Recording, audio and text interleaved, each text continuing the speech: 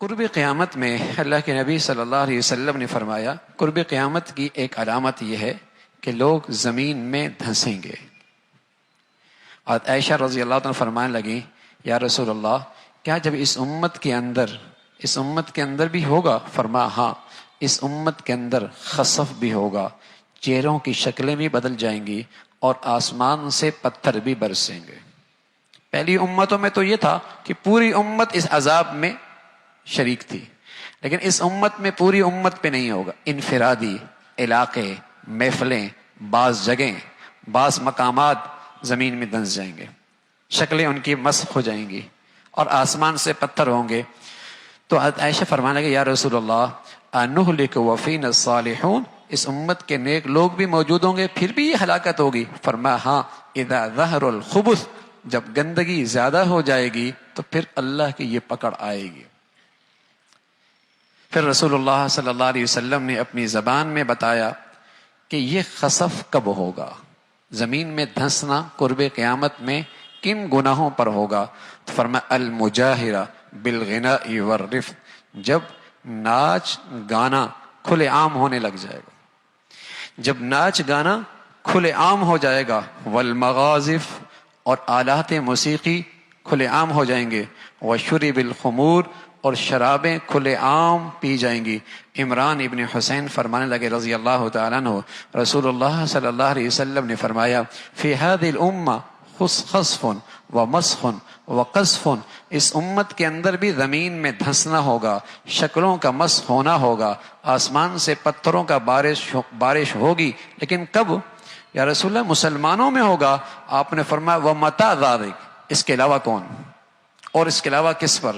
فرمایا جب یہ مسلمان اسلام کے نام لیوا، اذا ظہرت القینات والمغازف وشربت الخمور، گانے بجانے والیاں اور آلات موسیقی کی جب کثرت ہو جائے گی اور شرابیں پی جائیں گی، پھر اس امت کے اندر بھی زمین میں دھنسنا ہوگا۔ یہ جو آپ کو نظر آتا ہے نا کہ ٹیلنٹ پورے ملک میں تلاش کیا جاتا ہے، کون اچھا گلوکار بنتا ہے، یہ ہونا ہے اس لیے کہ قرب قیامت میں دھنسنا بھی تو ہے۔ جب تک یہ ٹیلنٹ تلاش نہیں ہوگا اس وقت تک یہ عام کیسے ہوگا؟ ٹیلنٹ تلاش کیا جاتا ہے نا، اور دانشگاہوں کے اندر، تعلیمی گاہوں کے اندر بھی کلاسز دی جاتی ہیں۔ اس نسل کو اب اسی کی ضرورت رہ گئی ہے، ناچتا کیسا ہے، گاتا کیسا ہے۔ پہلے میں اپنے بچوں کو اللہ کا نام سکھاتی تھی، اور جب وہ گنگناتا ہے تو کہتے ہیں بچے میں ٹیلنٹ بہت ہے۔ جب وہ گنگناتا ہے اماں کے سامنے ناچتا ہے، ٹیلنٹ بہت ہے۔ پہلے مائیں بسم اللہ پڑھاتی تھیں، اللہ کا نام سکھایا کرتی تھیں، اللہ کی بات سکھایا کرتی تھی، پوری کوشش ہوا کرتی تھی ماؤں کی کہ بچے کی زبان سے سب سے پہلے اللہ کا نام لے، اور اللہ کرے اس کی برکت سے آخری کلمہ بھی اللہ کا نام کا ہو اور اللہ کے نبی کی بشارت ملے کہ سیدھا جنت میں چلا جائے۔ لیکن اب کیا ہے، مائیں بچوں کو جب سینے سے لگاتی، چھاتی سے لگاتی تو ان کی تربیت کرتی تھی، حسبی ربی جل اللہ ما فی قلبی غیر اللہ نور محمد صلی اللہ لا الہ الا اللہ لا الہ الا اللہ، دودھ پلا رہی ہوتی اور ان کے کانوں پہ ہاتھ رکھ کے انہیں یوں لوریاں دے رہی ہوتی، اور ان کے زبان سے یہ الفاظ ہوتے تھے تاکہ بچے کے دل کی دنیا میں یہ چیزیں نقش ہو جائیں، اور جب وہ زبان کھولے تو اللہ کا نام لے، زبان کھولے تو اللہ کا نام لے، اللہ کا نام لے۔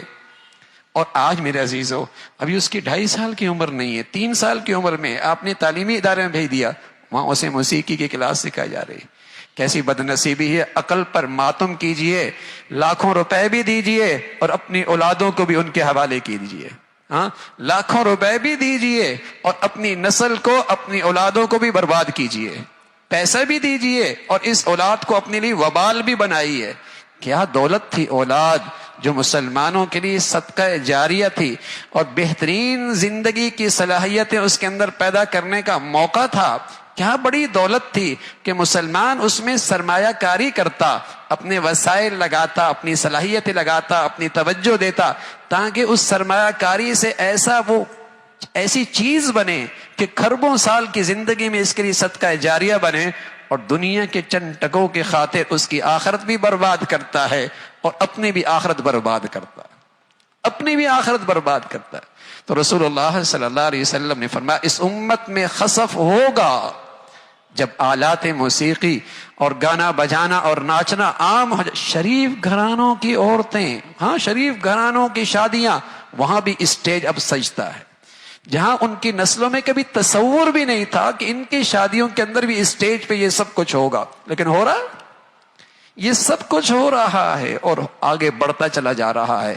تو ہاں ہوگا، اس لیے کہ کبر قیامت میں زمین میں دھنسنا بھی تو ہے، مرنا بھی تو ہے. ہاں یہ قیامت کی شکل بھی پوری تو ہونی ہے. اللہ رب العزت ہمیں، ہماری نسلوں کو، ہماری اولادوں کو ان فتنوں سے اور ان گندگیوں سے ہمیشہ محفوظ فرمائے، اور اللہ اپنی ناراضگی سے، غضب سے ہمیشہ محفوظ فرمائے.